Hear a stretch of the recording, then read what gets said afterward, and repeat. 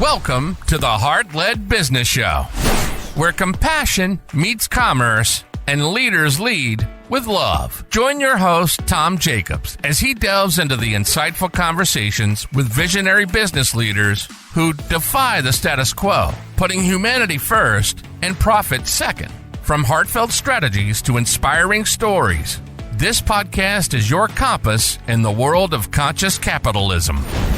So buckle up and let your heart guide your business journey. Welcome back, everybody, to the Heart-Led Business Show. I am really excited to have a veteran chiropractor on the show today. Dr. Cima has been practicing in Palm Beach Gardens since 1980. He holds a Bachelor of Science from Cornell University and was also taught at Palmer College of Chiropractic in Florida. So we're super excited to have Dr. Cima here because clearly he's had experience leading a business with heart and also making a profit along the way as well. So welcome to the show, Dr. Cima. Thanks, Tom. I really appreciate this. Awesome.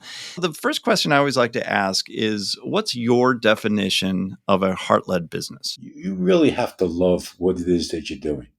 If you don't love it, it's gonna become a job, and after that, it's just gonna be something you just get up every morning, you just go to work, and you just come back, and after a while, you just don't care. But if you have a real good purpose for going into that particular profession or business or whatever it is that you want to do, that's the key. I remember when I first got into chiropractic school, I had a real bad back as a kid, and it would get so bad that I couldn't stand up. And it would be for a few days, and I would get better, and then it would come back, would get better, would come back. And then I was introduced to chiropractic. And once I was introduced, and I started to realize, wow, this can help people with back pain. That was really exciting, because when you suffer with a problem and you're looking for a solution, this is a great solution. And it was something that got me really interested. I got so interested that I decided to become a chiropractor, because I felt that if they could help me and the pain that I was in, I said that if I can do that for other people, I would love it. One story I'd like to share with you, because this will explain to you what's going on, is I was treating this elderly couple. I didn't really even know them. I didn't even know how I even got their names, but I had to drive 30 miles to the house. Now I'm a senior in college. I don't have any money, and I drive out there and I work on as a husband and wife. They're probably in their late 60s, early 70s at the time. And so I come back the next week, and they're waiting at the front door for me, like all excited. You can't believe how much better I feel and all the rest. So I worked on them. I started driving home. And as I was driving home, I was like such a great feeling to help people. And I said, you know what? I said, one day I'm going to get paid for doing this. Didn't even enter my mind until I said, that's going to be the icing on the cake. I can help people, and they're going to pay me for this. This will be great. Because I would even do it for free, because to me, that was the reality of the situation. When I was in school, I was just a sponge. I just wanted to learn everything and anything. And so I decided to, as I was going through school, I wanted to be the best doctor I can possibly be. So maybe within the last year I was graduating from chiropractic school, there was a quote from Thomas Edison about the doctor of the future. It says, the doctor of the future will prescribe no medication, will interest his patients in diet, care of the human frame, and the cause and prevention of disease. And I said, that's what I want to be. I said, but there's no book, there's no course. So I had to create the book and the course and everything else like that to create, and then try to be something it's in the future. It's not like I know I have a roadmap with as far as diet and all the rest of the stuff goes, but there's so much information about nutrition. There's so much information about health to sift through all that stuff. It took decades to really do that. As you're going through, you learn, you think you know a lot, and you're getting more experience. But every decade, you feel like, I didn't know nowhere near as much as I know now. And it just kept on going and going. And it's really when your purpose, your desire, your drive is like whatever business you're in, it's going to be successful. I don't care who you are, what you are. That's the way it's going to be. It's a driving force. It gets you up in the morning. It's like with you too, okay? Doing your podcast. Thank you for allowing me to come an hour earlier, because I had patience. And so I know that these are things that drive you too. You're excited about this. You love what you're doing. Otherwise, you wouldn't do it. It's not a question of, I have to have a boss tell me what to do. No, you're the boss. You do it. And that's what's going to get your business really going. And I know one thing, when patients, with me, it's patients. When patients know that you really care, you can't, there's no price on that. They love it. They'll come in, they'll refer their friends, and that's the way you'll build a business. You'll build a business on relationships with your patients, in my particular case. And a lot of them become friends as time goes on, friends, family, because they've just been working with them, some for decades. So it's a nice experience to talk to people, work with people, and give them something that they can't get in most other places. It's hard to appreciate your health when you don't have it. And when you can offer that back to a patient and they really respond with that's just the icing on the cake. That just makes everything enjoyable. Yeah. And so I that's the way with my patients I'm that way, especially with your staff. Mm. I know a lot of people don't treat staff well. My staff and we love each other. It's the best way. A lot of times when patients leave Google reviews, they don't talk about me. They talk about my staff. They go, "Oh, his staff is fantastic." Well, what about me? But that's what they really, and that's what I really like too. So our staff we have, I think, somewhere around 30 people right now between doctors and just general staff for insurance and with therapists and all the rest. But everybody cares about everybody. Everybody gets along. There's a few quabbles here and there, but it's a team. It's a team effort, and everybody works as a team. Nobody slacks off. And the minute somebody slacks, I don't have to say anything. Somebody will say something to them. So that's the way it'll be. And everybody just says, listen, we want to work with the best, be the best. And that's the way we want to be and help everybody we can. And the more I keep that going, and now I have my son and my daughter in here, and my daughter-in-law, she's in charge of she's an esthetician. So we do a lot of beauty stuff and the wrinkles and the facial stuff. So we do the beauty as well as the health. And we're integrative. We have medical doctors, we have an osteopath, we have a doctor of physical therapy. So it's like an integrative situation because I think that's the best way to go with the healthcare of this country in the future. That's the way it's going to be going. Yeah. And that's the way we're looking at it. We're looking at, look, we need traditional medicine for certain instances. We need functional medicine for others. But it's something where if you can give the patient the choice, the option to you choose whatever you want to do. You can always go for surgery. You can always do drugs. You can always do the functional. It's what you want to do. And what it is that you want to do, we'll be happy to do it for you.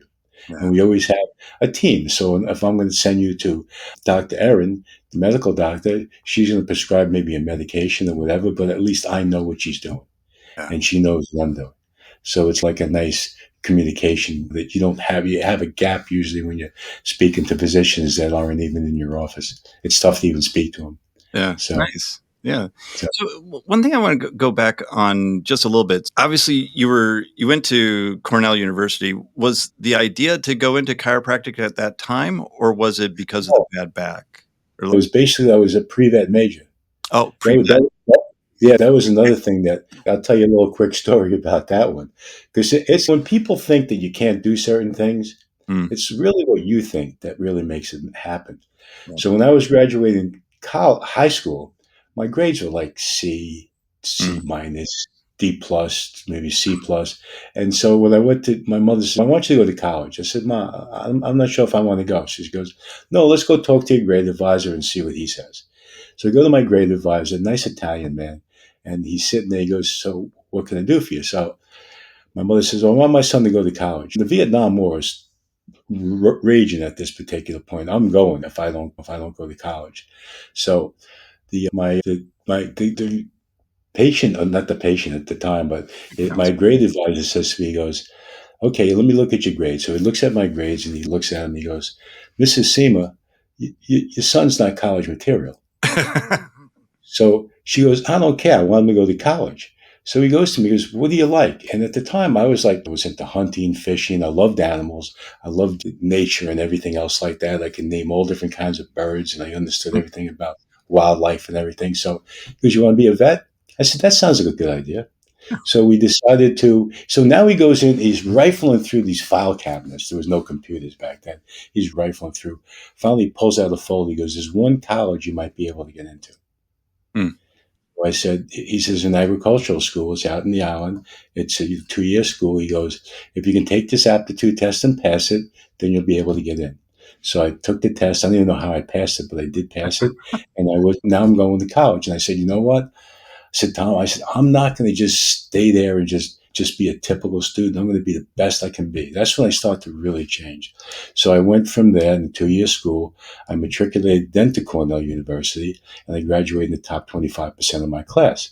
And not bad for a guy that wasn't college material, but I believed in myself. Okay. And what was that shift then? Was it because your mom was adamant about it and then you started to bring that, or what was Yeah. the? No, once I got into the college, I Mm, was like, that's it. I made a complete change. I started to create study habits. I started to study a lot. I started to want to get really top grades, and I would just work harder and harder. Then when I matriculated to Cornell, now you're in the yeah, class. You know, when you were in your class and there was only one brain in the class, yeah, well, Cornell, everybody was a brain. right, right. So it was that's your competition was. So I'd be studying for hours for they call them prelims, Mm, and I studied 15, 20 hours for just one test to wind up getting like a B minus or a B plus because that's how hard everything was up there. And yeah. they love to give you, I mean, we take tests. The average in the class of 300 people in physics, I think was 33. Mm, You know how depressing that is to get a 33? I mean, they grade it up to a B minus, don't get me wow. wrong, Yeah. but I thought I was smarter than that. So it was a real shift in just the way I thought. And that's going to happen in life. Yeah. When you are doing the right thing, it's going to shift and you're going to just go just right as hard as you can go, as strong as you can go, and as fast as you can go. And you're just going to keep on going. Yeah. That's a great story of Yeah. personal determination and aptitude as well. 'Cause, yeah, obviously you always had it in you. It's just, it wasn't being. Yeah, it wasn't. But when I go back and I look back at my life, whatever I was really interested in, I went 100%. Yeah. And so in school, my early years in school, I wasn't really, there was no direction for me to go. There wasn't really anything I really liked. I liked science. That was about the one class I did like throughout all my school years. But other than that, I just didn't really like school. So it wasn't that I wasn't a bad student. I wasn't cut up and create any kind of problems in class, but it was something where it was like I just didn't really want to do much. I don't know, just laid back and just let things go as they should go until I got into college and I totally changed. Yeah, that's great. So, shifting forward now to you've started a business, you've started your chiropractic business, and how was the trajectory of it? Was it always rainbows and butterflies, or were there some ups and downs along the way? No, there's always ups and downs. And that's what keeps you going. If you really love what you're doing and you have really a good team with you, you'll have the ups and downs. But the downs are like, okay, you can't appreciate the ups if you don't have the downs. That's the way I look at it. So it's always good. And it's my wife is still in the practice with it. She runs the finances on my side. And I got to deal with her all the time. It's, oh, there's no money. There's this, there's that. I said, relax. There's always changing. In our business, it's you're like when the insurance money comes in, it could be large amounts, and then sometimes it may not be. So it does fluctuate. So for certain months, she'll get a little bit nervous, and don't worry about it. Everything is fine. It's going to always do that. That's business. That's the way our business runs. It's been doing this for 44, 45 years now. So there's nothing new. I see everything. I know when months are going to be fairly slow, and I know what you have to do to get those months to boost them up. And that's what you need to do. But you always need to keep an eye on the business. I do more with the patients. My thing is I care for the patients. Yeah. I don't like to do the business stuff. In fact, I'm really out of the business stuff in my office right now. Hmm. My son does it all. He wanted to do it. I was like, okay, you Good. can do it. Yeah. And you know what?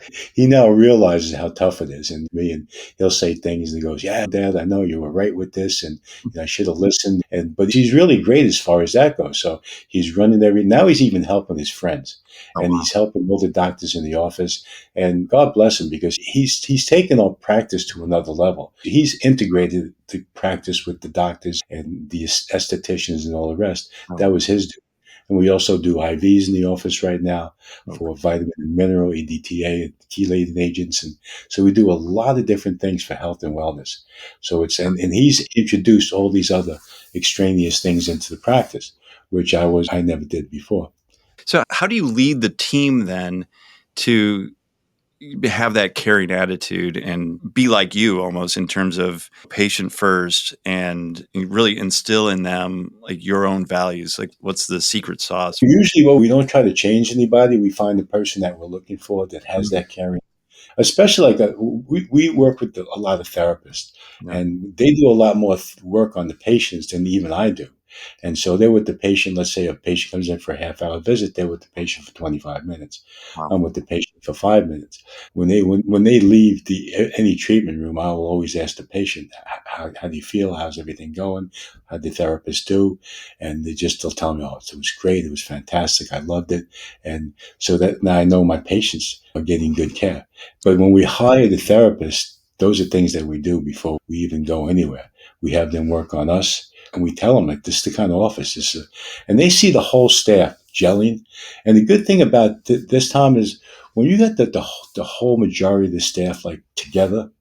When the new one comes in, they don't let them get away with anything. And then the new one just comes right into the fold and realizes, okay, this is great. This is where I want to be. And we very rarely ever fire anybody. It's they want to leave because they have let's say they have a better opportunity somewhere else, or they're leaving the state or whatever it is. And they're not leaving because they're leaving because it wasn't a bad place for them to be. It's now they have a better opportunity somewhere else. And that's what we want them to understand that when they come in. If you feel you need to be somewhere else, then go somewhere else. Yeah. And we'll be very happy for you. Anything, any letter of recommendation that you want, we'll give you. Nice. So we start with a good rapport, and we end with a good rapport. That's great. So what is it part of the interview process where you're selecting, like what part of are they interviewing with everybody on the team so that they understand, or not everybody on Oh the no, team, but yeah, no, no. What they'll do is, let's say if we're going to hire somebody for the front desk, we have the office manager. So what I might wind up doing is writing up exactly all the qualifications that I want. And the qualifications more, not so much than do you have a degree, is this office represents people who really care about our patients and really patient focused. And if you want opportunity, we say this is what we're looking for. And then let's see yeah, if you fill the bill. And that's what we do. So we give them the opportunity, and we tell them it's a great place to work, and they know what they're going to get paid, what the bonuses structure is going to be. And then when the office manager meets with them, then she'll have them maybe meet with my son or me, depending on who's involved more with that particular person.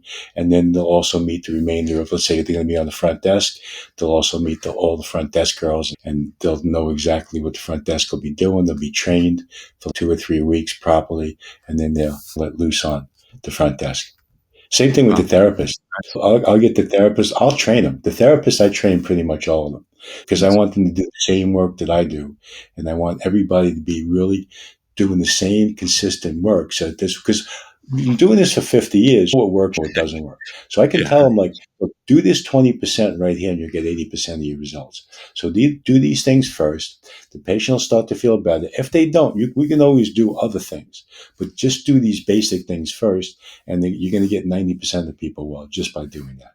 And so they learn that, they love it. And then I work on them, they work on me, and I get treated every week. I just get worked on because I can't tell my patients to do this if I don't do it.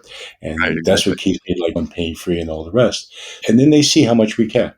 And we know when they're hurting, I work on them. Yeah, It's like, they know that we care about them. We have within my office, I have a health club, more for our patients and stuff. So during lunchtime, we have half the staff is coming to train. So they're all nice. working out, they're all eating, they're all like working together. So they not only like work together in as far as staff goes, but then when they're working out with each other. And it's just a lot Mm, of fun to have more coming in here. They make a lot of yeah, noise. It's difficult with me and some of my patients. I have to tell them keep it down to a dull roar right. because I love to see that they're helping each other. They're working with nutrition. They get treated. They love it, and then they refer too. And it's Yeah, because of them, we get a lot of referrals. And with the That's therapists too, a lot of the massage therapists, we tell them, you say, listen, if you want to work with some of these patients, if they want you to work with them at their house, then that's yours. mm, They'll pay you directly.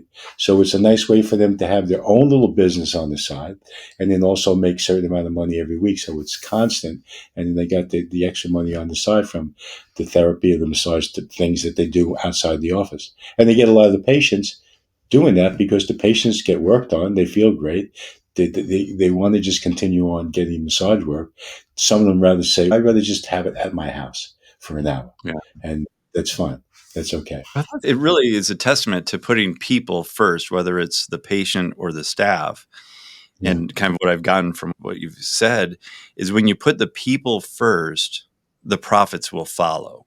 Because clearly that's worked well for you being in Yeah. business for 40 plus years. Well, I can tell you, I had insurance girls for years. They would tell me, Dr. Cima, you're giving too much stuff away. You're giving too much stuff away. You should be billing this. You should be charging that. And I'd say, relax. Don't worry about it. We're doing good. We're making money. Everybody's happy. Yeah, I can nickel and dime people to death, but that's not me. I don't want to do that. So it's your health. To me, Tom, the reality is if you give somebody back their health, and I'm not talking about like I got a crick in my neck. I'm talking about a person that had sciatica, they can't Mm, walk, they can't do anything. Doctors recommending surgery, and you get these people up and walking, exercising and stuff. What is that worth? Okay, insurance will pay this. No, if you said to the person, look, if I get rid of your pain, how much would you pay me? If you're a millionaire, I'd give you $100,000 to get me out of pain because I can't golf, I can't do crap anyway. There's no sense having money if I can't enjoy it. I can't enjoy my life, and that's what I see a lot. I see people. The pain of the health condition is ruining their life, and at that particular point, they got to do something. And that's what they want to do. And unfortunately, I'm trying to educate people to take care of themselves, get ahead of the curve, not behind the eight ball. So you can't wait until you're sick and diseased. You got to do something before that happens. But in our society today, they're not taught that.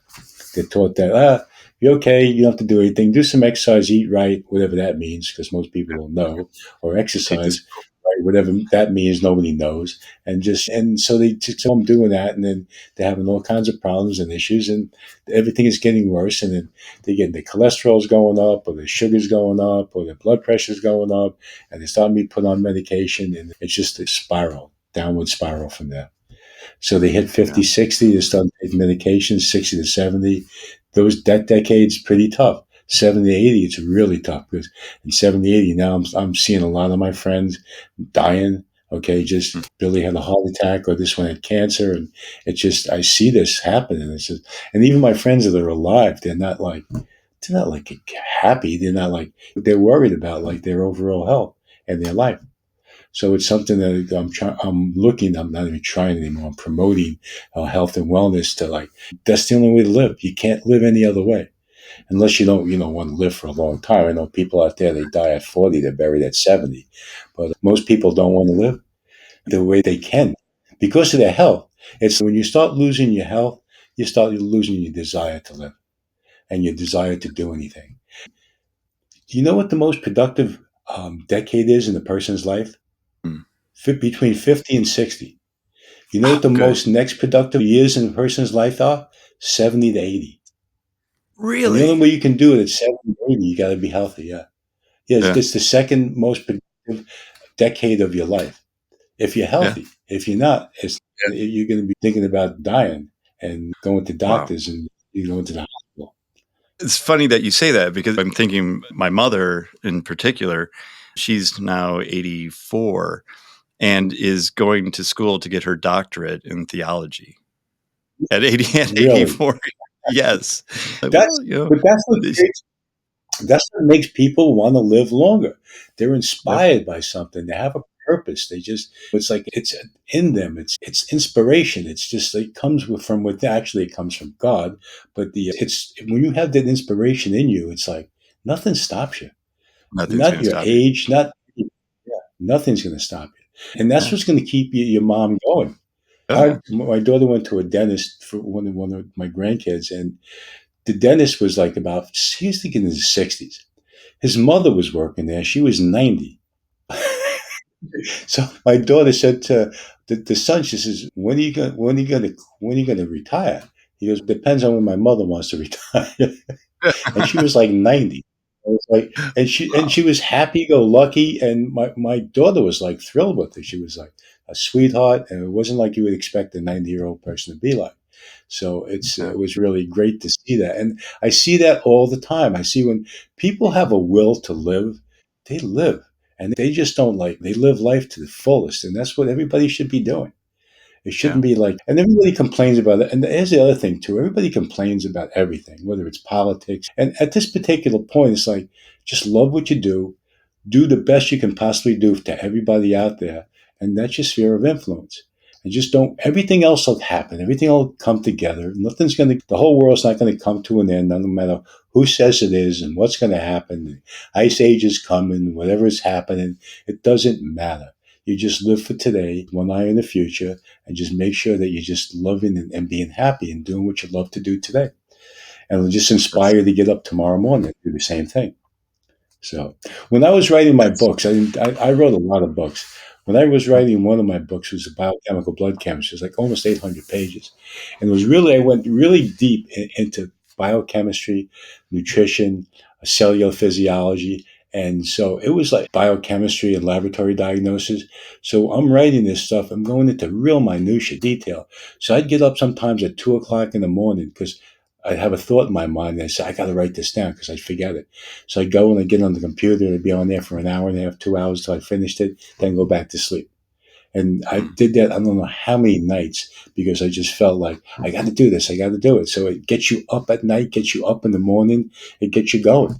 And it's getting up in the morning. It might be a little bit sluggish, but within minutes, you're like, okay, I'm ready to go. That's the way you want it. clearly, you're a living example of living life to the fullest and putting your health first and all that. And I certainly appreciate you coming on the show and sharing that wisdom with the audience. And a lot of the audience are other heart led business owners. And a lot of times we can't see the future for, we don't see the forest for the trees because of what might the issues might be going on in the business right now. So thank you for those words of advice. How can people learn a little bit more about you or maybe get one of your books as well? They can go to, I have two websites. We have Cima Health, CIMA Health.com, and you can get all the information about the practice right there. You can go to Cima Functional Medicine, CIMA Functional Medicine.com, and right on there you can get my books. You can get the PDF books for it's free. Okay, all you got to do is sign up, and you'll get the PDF book itself. If you want to buy the book, you can get that on Amazon. I'm not even sure exactly what the fee is right now for it, but you can go to any one of those two sites and probably get the book from Cima Functional Medicine, definitely. And then Cima Health will tell you a lot more about what it is that we do. We're located in Palm Beach Gardens, Florida. In fact, the reason why I came to Florida was really because I said this would be a great move to improve my health. Because Yeah. living up in the Northeast, and it's always cold in the wintertime. And back then, there was the gyms that you have today and all the rest. So you couldn't really exercise all the time. And the lifestyle wasn't as great. Come down to Florida with the ocean, the sun, and being at the beach all the time. It's just the healing factors of the ocean and the beach with the vitamin D from the sunlight. And it balances the adrenal glands, the pineal. It's like you go to the beach, you like lay down, you just want to go to sleep, and it just like washes away all the negativity and anger if you want it that way. So So, it's the other thing too. I'd say as far as business goes, I think there's three real things that a person needs to do. Number one, they have to pick a profession that they really love. Okay, then they find a mate that's perfect for you, and then find a place that you really truly want to live. If you do those three things, you'll be a happy camper. If you don't love what you do, you're gonna be miserable. You marry the wrong spouse, you're gonna be miserable. If you live in the wrong place, you're gonna be miserable. But you get those three things going, this is pretty nice. And most people would say, don't work with your wife. I do. Okay. We get on each other's nerves, really don't get me works. wrong. But it's fun. At least I know when she's working in my office that she's got my back. And the Yeah. same thing with my daughter, same thing with my son, same thing with my daughter in law. We all have each other's back. And we'll tell each other off, don't get me wrong, but and we know we do it because we love each other. It's not because we're trying to create animosity and things like that. Those are the things. If you can find that real true love, that real true passion, and then find that real true love and real true passion as a spouse, and then being where you want to be. Being in Florida, when I first came down here, I was a little depressed because I was a little homesick. And so now January comes, you go back for the holidays, and I was a big skier. Skiing with my friends, having a great time. Come back here, I'm getting depressed.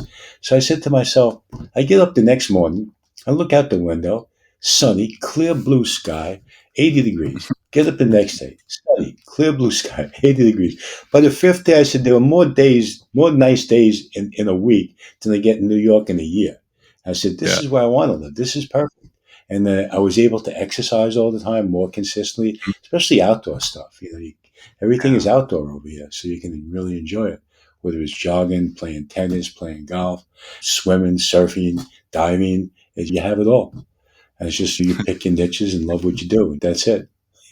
That is golden advice, and we will definitely highlight that as well. Yeah. So the 3 things to live a long, healthy, happy life there.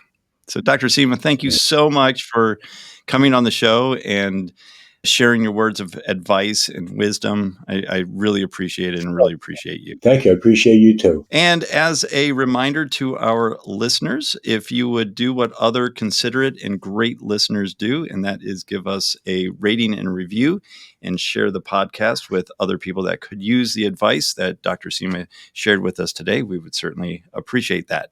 And until next time, lead with your heart. You've been listening to the Heart-Led Business Show, hosted by Tom Jacobs. Join us next time for another inspiring journey into the heart of business.